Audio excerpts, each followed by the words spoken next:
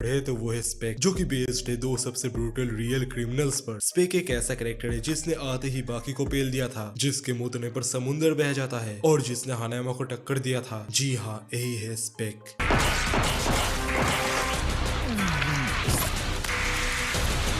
Spec member है death row convicts का। हमें स्पेक पहली बार बाकी के 2018 वाले सीरीज में दिखा था, जहां स्पेक को एक सबमरीन प्रिजन में रखा गया था जो कि पानी से 200 मीटर्स तक नीचे था। एंड स्पेक के आसपास कोई भी चीज रखना मौत को दावत देने जैसा था, क्योंकि अंकल किसी भी चीज को वेपन बना लेते थे। स्पेक ने अपने काउंसलर के हेड को वेंट में खींच के मार डाला। देन उसका दांत निकाल के स्पेक ने की होल में डाल के लॉक खोल लिया और ऐसे ही वो सबमरीन से निकला। बड़ी इंप्रेसिव बात तो ये है कि जब वो तैर के ऊपर जा रहा था तब उसने 5 मिनट तक अपनी सांसें रोके रखा था। अगर कोई नॉर्मल आदमी ये डाइविंग सूट के बिना करे तो उसके लंग्स ही कोलैप्स हो जाएंगे, पर स्पेक के साथ ऐसा नहीं हुआ, क्योंकि उसने अपना सांस रोके रखा था ऊपर पहुंचने तक, और ऊपर पहुंचते ही उसने पूरे कोस्ट गार्ड यूनिट को भी खत्म कर दिया था। स्पेक को डिफीट टेस्ट करना था और इसीलिए ही वो टोक्यो गया था, जिससे कि उसे एक वर्दी ओपोनेंट मिले जो कि स्पेक को हरा सके। एंड उसे वह पता चला स्ट्रॉन्गेस्ट मैन, जो कि बस 17 उसने गन निकाल लिया था। और तब बाकी ने उस थग के पीछे स्पेक को नोटिस किया। वो थग भी स्पेक को देख के डर गया एंड अपना गन पॉइंट किया स्पेक पर, इवन दो उसे पता था कि इसका स्पेक पर कोई असर नहीं होगा। पर स्पेक ने उस थग से पिस्तौल ले लिया एंड अपने जॉ पर शूट करके दिखाया कि इसका उस पर कोई असर नहीं होगा। वो दिन बाकी को एक कटा हुआ हाथ देता है एंड इससे बाकी फ्रीक आउट कर जाता है और इसका फायदा उठा के ही वो बाकी को किक करता है। और जब पुलिस आके उसके हाथों को कफ करते हैं, उसके बाद भी स्पेक कप्स तोड़ के बाकी को किक करता है। स्पेक को बाद में टोक्यो के एक जेल में भेज दिया गया, पर स्पेक ने जल्दी दिखा दिया कि उसको कोई जेल नहीं रोक सकता। जब पुलिस कैप्टन सोनोडा मीटिंग में बता रहे थे कि 5 क्रिमिनल्स जो भागे हैं वो कितने ज्यादा डेंजरस है, उसी समय स्पेक दीवार तोड़ के सुपरमार्केट गया था, जहाँ उसने कैशियर को बेरहमी से मार के कुछ चाइनीज फूड चुराया था। मीटिंग के बाद जब सोनोडा रेस्ट रूम में मूतने के लिए गए, तभी उन्होंने देखा कि स्पेक भी उनके साइड में मूत रहा है। स्पेक मॉकिंगली उन्हें एक चाइनीज बन देता है, पर वो गुस्से में स्पेक के छोटे स्पेक पर किक करने के लिए जाते हैं, मगर स्पेक उसे ब्लॉक कर लेता है। फिर तो स्पेक उस पुलिस सेंटर को अपने मन मुताबिक यूज कर रहा था, जब मर्जी वो निकल सकता था। स्पेक फिर जापान की इलाइट पुलिस ग्रुप को मार के बाकी की तलाश में निकलता है एंड वो स्ट्रीट फाइटिंग टूर्नामेंट के रूल्स को भी फॉलो कर रहा था, जो कि टोकुगावा ने पिछली रात बताया था, जो कि था कि 5 कॉन्विक्ट्स में से कोई भी ऑपोजिंग फाइटर के खिलाफ फ्रीली जा सकते थे, और ऑपोजिंग फाइटर से बाकी, हानायामा, रेट्सू, डोपो एंड शिबुकावा। स्पेक फिर बाकी एंड कोजुई को पार्क में देखता है, जो कि डेट पे थे, और जब बाकी एंड कोजुई किस कर रहे थे तब स्पेक बाकी को डराने के लिए उसकी तरफ देखता है, पर अपना बाकी भी उसे इक्वली डेंजरस तरीके से देखता है, और इससे स्पेक गुस्सा हो जाता है एंड बाकी को मारने के लिए बढ़ता है। पर तभी हानायामा स्पेक को पकड़ के पार्क के दूसरे सेक्शन में ले जाता है, जिससे कि बाकी एंड कोजुई की किसिंग में कोई डिस्टर्ब ना हो। हानायामा इज रियल होमी। फाइट के शुरू में स्पेक हानायामा पर किक करता है एंड देन पार्क के ऑब्जेक्ट से मारता है हानायामा को। स्पेक देन अपना एपनिया रस यूज करके हानायामा की तरफ बढ़ता है उसको खत्म करने के लिए, मगर ऐसा लग रहा था कि इसका हानायामा पर कोई असर ही नहीं हुआ और हानायामा उसके टेक्निक के बीच में ही उस पर पंच मारता है। स्पेक तो हानायामा के पंच के पावर को देख के शॉक्ड हो गया था। देन हानायामा स्पेक को बहुत सारे पंचेस मारता है एंड ऑलमोस्ट हरा ही देता है, पर स्पेक भी हारने वाला नहीं था। वो जल्द ही थोड़े बुलेट्स हानायामा के मुंह में घुसा के उसका मुंह बंद कर देता है एंड इससे हानायामा के मुंह में ही गन पाउडर ब्लास्ट हो जाता है, जिससे कि हानायामा के गालों में छेद हो जाता है। पर हानायामा ने यहाँ अपनी लेजेंडरी एंड्योरेंस दिखाया एंड स्पेक को जोर का पंच किया, जिससे कि स्पेक हवा में उड़ गया एंड एक इलेक्ट्रिक पोल से जाके टकराया एंड उसको तगड़ा वाला शॉक भी लगा और इससे स्पेक अनकॉन्शियस हो गया। हानायामा फिर स्पेक को पुलिस सेंटर ले गया एंड पुलिस कैप्टन ने हानायामा को फिर अपना ग्रेटिट्यूड दिखाया एंड उसके वाउंड्स को भी हील किया और उसको वीआईपी स्टेटस के साथ ट्रीट किया। जब हानायामा को एक पुलिस ऑफिसर कार राइड दे रहा था, उस समय स्पेक लॉबी के सारे पुलिस ऑफिसर का मर्डर करके हानायामा की कार की तरफ बढ़ता है एंड उस कार को पलट देता है, और उसके बाद वो हानायामा को पुलिस बैटन से मारता है और देन हानायामा के दोनों नीज को पिस्टल से शूट करता है। स्पेक हानायामा के मुंह में शूट करके उसको मारने का ट्राई करता है, पर हानायामा अपना मुंह मोड़ लेता है, जिससे कि बुलेट उसके गाल से निकल जाता है। हानायामा फिर ब्रूटली स्पेक को ग्राउंड में टैकल करता है और उसके मुंह पर बहुत पंचेस मारता है। एक ग्रूसम फाइट के बाद हानायामा स्पेक को अपने वाइस ग्रिप का यूज करके डिफीट करता है। हानायामा ने स्पेक का वाइंड पाइप ही क्रश कर दिया था। हानायामा से हारने के बाद स्पेक कोमा में चला गया। ये अपने एज जैसा दिखने लगा था, लाइक एक इंसान को 97 की एज में जैसा दिखना चाहिए, बिल्कुल वैसा। मतलब स्पेक ने अपना most of the muscle mass and possibly 1 से 3 इंचेस तक हाइट भी खो दिया था, जो कि 97 की एज में ऑफ कोर्स नॉर्मल है। मतलब कोमा से पहले जब तक वो फाइटिंग वगैरह कर रहा था तब तक नॉर्मल था, पर कोमा में जाते ही वो अपनी असली एज में आ गया। बाद में एक पुलिस ऑफिसर आके स्पेक को देखता है। स्पेक हानायामा से फाइट के बाद अभी भी बेड पे था, पर वो समहाउ अपने बॉडी को ऐसे मूव कर रहा था जैसे कि वो थिक लिक्विड्स के बीच से बटरफ्लाई स्ट्रोक कर रहा हो। बटरफ्लाई स्ट्रोक एक स्विमिंग स्ट्रोक है जिसको चेस्ट से किया जाता है। अपने दोनों हाथों को वाइंड मिल मोशन में घुमा के एंड अपने लेग्स से डॉल्फिन किक परफॉर्म करना होता है एंड स्पेक वही कर रहा था अपनी इमेजिनेशन में एंड उसकी बॉडी अब रिकवर हो रहा था, पर इसके बाद हमें स्पेक कभी नहीं दिखा। अब स्पेक की पावर एंड एबिलिटीज देख लेते हैं। स्पेक की फिजिकल एबिलिटीज एक सुपर ह्यूमन जैसी है। स्पेक दुनिया के सबसे डेंजरस 5 कॉन्विक्ट्स का मेंबर है। उसकी पावर का आप इसी से अंदाजा लगा सकते हो कि वो मैक्सिमम सिक्योरिटी वाले सबमरीन से भागा था और 200 मीटर डीप अंडर वाटर से स्विमिंग करके निकला था और निकलते ही 5 सेकंड के अंदर कोस्ट गार्ड का एंटायर स्क्वाड खत्म कर दिया था, वो भी बिना थके हुए। स्पेक की मस्कुलर स्ट्रेंथ भी एक अलग ही लेवल पर है। अंकल ने हानायमा को टक्कर दिया था। स्पेक तो कोस्ट फ्लोरिडा से टोक्यो तक चल के आया था, वो भी ओनली एक दिन में। आई मीन ये इम्पॉसिबल है। उसने चलने के साथ साथ जरूर स्विम भी किया होगा, पर इससे हमें स्पेक का इनह्यूमन स्टेमिना एंड स्पीड के बारे में पता चलता है। ग्रुप में सबसे ज्यादा ओल्ड होने के बाद भी स्पेक फिजिकली सबसे ज्यादा ताकतवर है। स्पेक ने जापान के पुलिस सेंटर का सेल तोड़ के भी अपना स्ट्रेंथ दिखाया था और फ्लैश बॉल प्रोजेक्टाइल्स को भी सर्वाइव कर लिया था। एंड फ्लैश बॉल प्रोजेक्टाइल्स का फोर्स एक बेसबॉल प्लेयर के बॉल को हिट करने जैसा है। स्पेक के पास काफी ज्यादा स्पीड भी है। लाइक कुछ ही सेकंड्स में वो किसी भी लोकेशन में चला जाता है। इसका सबसे बेस्ट एग्जांपल है ये, जहां वो सेल तोड़ के भाग के सुपरमार्केट में जाके कैशियर को मार के देन खाना लेके वापस पुलिस स्टेशन आया था। स्पेक ने तो बाकी को किक भी किया था जिसके पास सुपरसोनिक स्पीड है और स्पेक की एंड्योरेंस तो पूछो ही मत। उसने अपने गाल में ऐसे शूट किया था जैसे कुछ हो ही ना। एंड ऑल्सो हानायामा का वाइस ग्रिप को भी सर्वाइव कर लिया था इवन दो वो कोमा में चला गया था। स्पेक ने तो अपने एफनियर्स से स्टैचू ऑफ लिबर्टी को भी डैमेज किया था और अगर इंजीनियर्स ना होते तो वो स्टैचू ऑफ लिबर्टी कब का गिर गया होता। स्पेक के पास काफी अच्छे टेक्निक्स भी है। स्टॉर्म से यूजर अपने ओपोनेंट पर अपने पैर से मारते हैं और ये स्पेक ने बाकी के खिलाफ यूज किया था। एफनियर्स स्पेक का सिग्नेचर मूव है। इसमें स्पेक अपना ब्रेथ 5 मिनट तक रोक के अपने ओपोनेंट पर बहुत सारे पंचेस एंड किक्स मारता है और ये बहुत ज्यादा तेज होते हैं, इतना कि ओपोनेंट को काउंटर करने का कोई मौका ही नहीं मिलता। नॉर्मल फाइटर्स ये 5 मिनट तक नहीं कर पाएंगे क्योंकि उनको सांस लेना होता है और जब वो सांस लेंगे तब ओपोनेंट काउंटर अटैक कर पाएगा, पर स्पेक अपनी